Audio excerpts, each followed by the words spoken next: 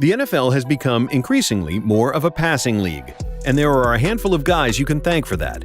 These players spun it better than anyone else in their respective eras, and as a result, convinced teams to throw the ball more over the years.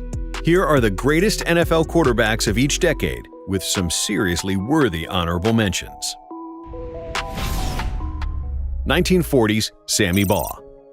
The NFL was formed in 1920, but the quarterback position we know today didn't really come to fruition until the 40s. Back then, teams viewed passing as being too risky and not worth it, so they just ran the ball over and over again. That is, until Sammy Baugh came along. Sammy, after starting out as a halfback, showed the league the pros of throwing the ball and is credited as being a pioneer of the position. He was even given the nickname Slingin' Sammy. He led the NFL in completion percentage 8 different seasons that decade, led in passing yards 3 seasons, and was a 3-time first-team All-Pro and 3-time second-team All-Pro. He finished his career with 21,886 passing yards and 187 touchdowns, which was incredible production for the time. 1950s Otto Graham. While Graham retired in 1955, just over halfway into the decade, he still takes the crown for the 50s. Thanks to him, the Browns won 3 NFL championships in a 6-year span beginning in 1950. Yeah, you heard that right. The Browns won 3 NFL championships. And those 3 seasons that didn't end in a title, Graham still had his team in the championship game each time. He won 3 league MVPs and was a 4-time first-team All-Pro in just a 5-year stretch.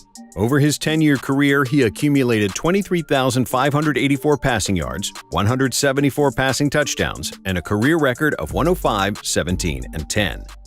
1960s Johnny Unitas. A 9th-round draft pick in 1955, Unitas was cut before even throwing a pass in an NFL game.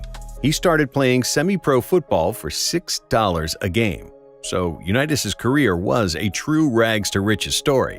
He won 2 league MVPs in the 60s and also led his Baltimore Colts to an NFL championship win in 1968. Johnny U was also a 7-time Pro Bowler that decade. His record of throwing at least 1 touchdown in 47 consecutive games stood for more than 50 years. People considered him to be the prototype for the modern-era marquee quarterback. Unitas finished his career with 40,239 passing yards and 290 passing touchdowns, which were both records at the time. 1960s honorable mention, Bart Starr.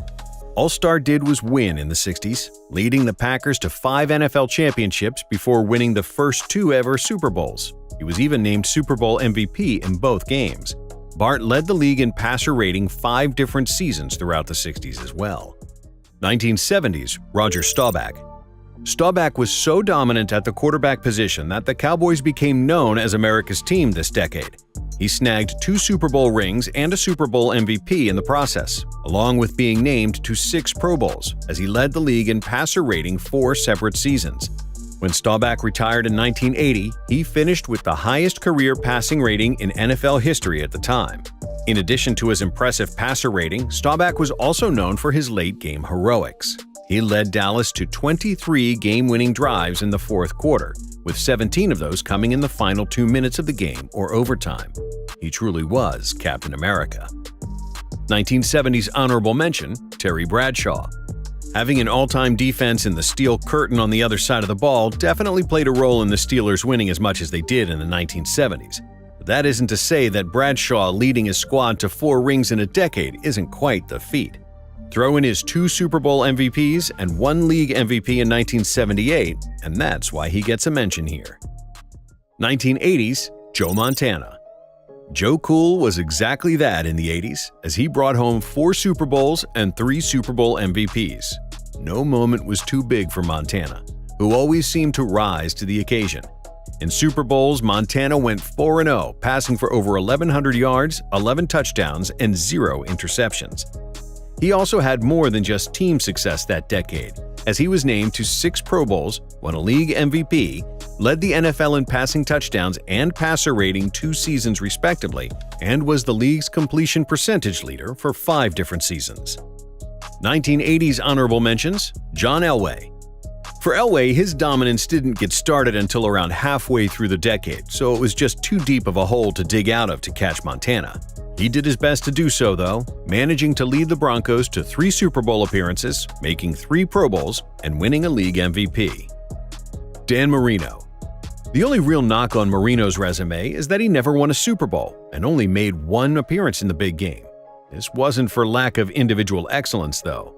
Marino won a league MVP in '84, was a first-team All-Pro for 3 seasons in a row from '84 to '86, made 5 straight Pro Bowls from '83 to '87, and led the NFL in passing yards and touchdowns respectively for 3 years in a row from '84 to '86. 1990s, Steve Young. From one 49er legend to another, Young was Montana's backup in San Fran from '87 to '90, and he picked up exactly where his predecessor left off. Young led the Niners to a Super Bowl victory where he was named the game's MVP, won 2 league MVPs, was a 7-time Pro Bowler, led the league in passing touchdowns 4 seasons, passer rating 6 times, and completion percentage 5 times.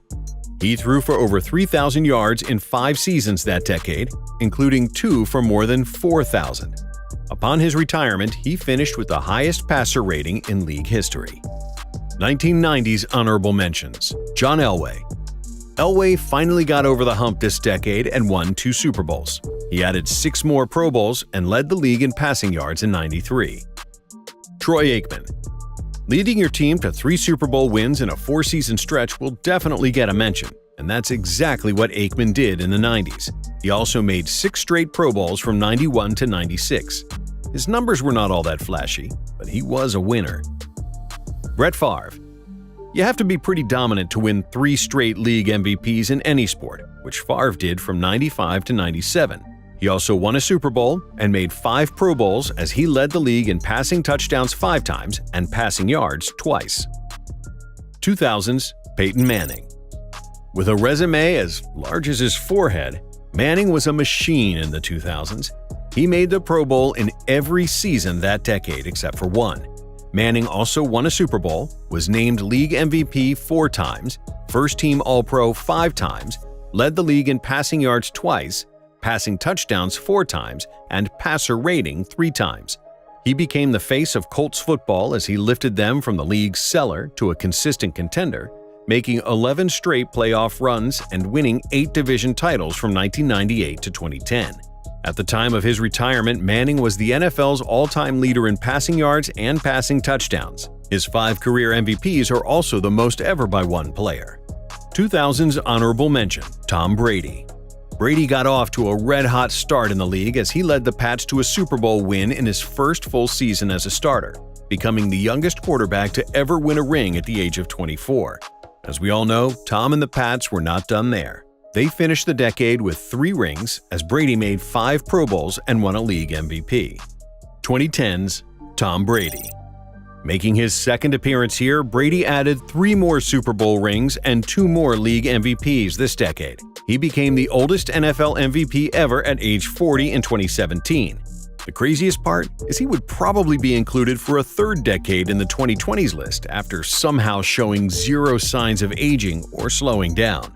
When Brady does call it quits, he will be the all-time leader in every major passing stat category and is already the greatest winner the game has ever seen. His 7 Super Bowl wins are more than any team has ever won. Brady's accolades could fill this entire video, but let's just say he's the GOAT and end it there. 2010's honorable mentions. Aaron Rodgers. One could argue that Rodgers would have more accomplishments if the Packers focused more on surrounding him with offensive weapons or even just competent coaching. But even with all of that, he managed to win a Super Bowl, 2 league MVPs, and make 7 Pro Bowls. Drew Brees. Brees regularly found himself atop league leaderboards for a variety of categories throughout the decade. He led the NFL in passing yards 5 out of 6 years from 2011 to 2016, completion percentage 4 seasons, passer rating once, and passing touchdowns twice. He also made the Pro Bowl every year except for 1. What do you guys think? Did we leave anyone off this list or get it right? And who's leading the way for the 2020s so far? Let us know in the comments below.